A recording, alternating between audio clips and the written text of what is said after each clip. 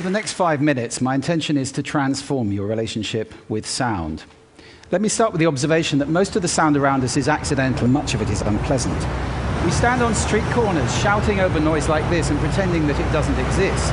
Well, this habit of suppressing sound has meant that our relationship with sound has become largely unconscious. There are 4 major ways sound is affecting you all the time, and I'd like to raise them in your consciousness today. First is physiological.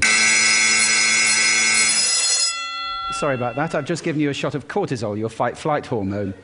Sound's affecting your hormone secretions all the time, but also your breathing, your heart rate, which I just also did, and your brain waves. It's not just unpleasant sounds like that do it. This is surf. It has a frequency of roughly 12 cycles per minute. Most people find that very soothing, and interestingly, 12 cycles per minute is roughly the frequency of the breathing of a sleeping human.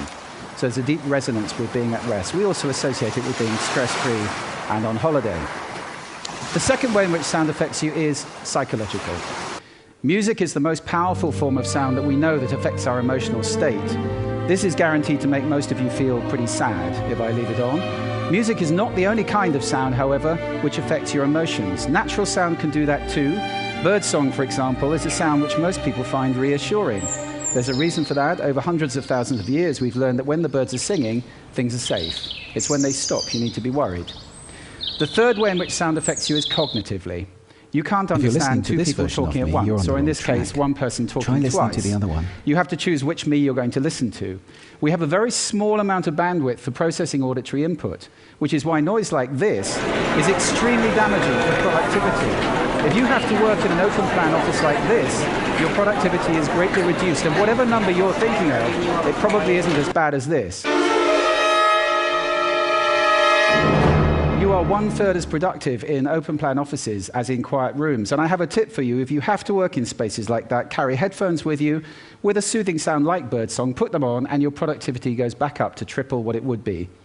The fourth way in which sound affects us is behaviorally. With all that other stuff going on, it would be amazing if our behavior didn't change. So ask yourself, is this person ever going to drive at a steady 28 miles per hour? I don't think so. At the simplest, you move away from unpleasant sound and towards pleasant sound. So if I were to play this, for more than a few seconds, you feel uncomfortable. For more than a few minutes, you'd be leaving the room in droves. For people who can't get away from noise like that, it's extremely damaging for their health.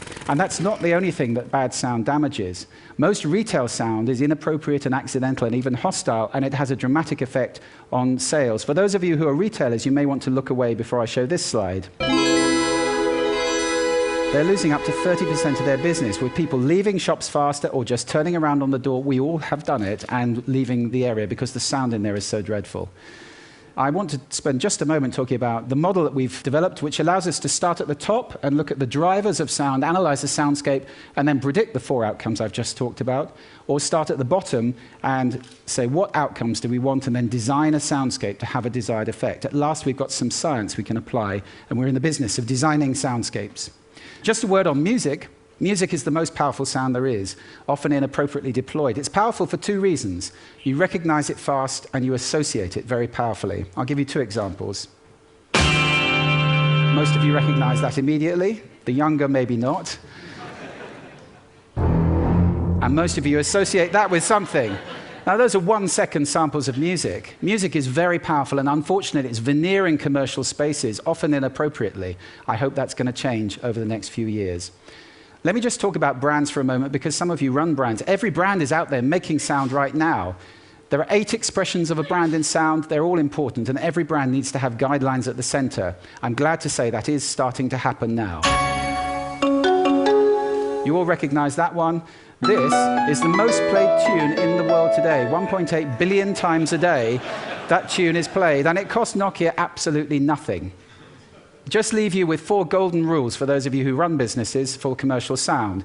First, make it congruent, pointing in the same direction as your visual communication. That increases impact by over 1,100%.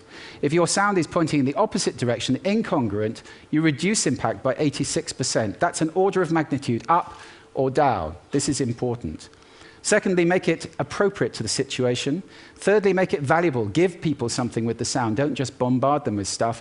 And finally, test it and test it again. Sound is complex. There are many countervailing influences. It can be a bit like a bowl of spaghetti. Sometimes you have to just eat it and see what happens. So I hope this talk has raised sound in your consciousness. If you're listening consciously, you can take control of the sound around you. It's good for your health. It's good for your productivity. If we all do that, we move to a state that I like to think will be sound living in the world. I'm going to leave you with a little bit more birdsong. I recommend at least 5 minutes a day, but there is no maximum dose. Thank you for lending me your ears today.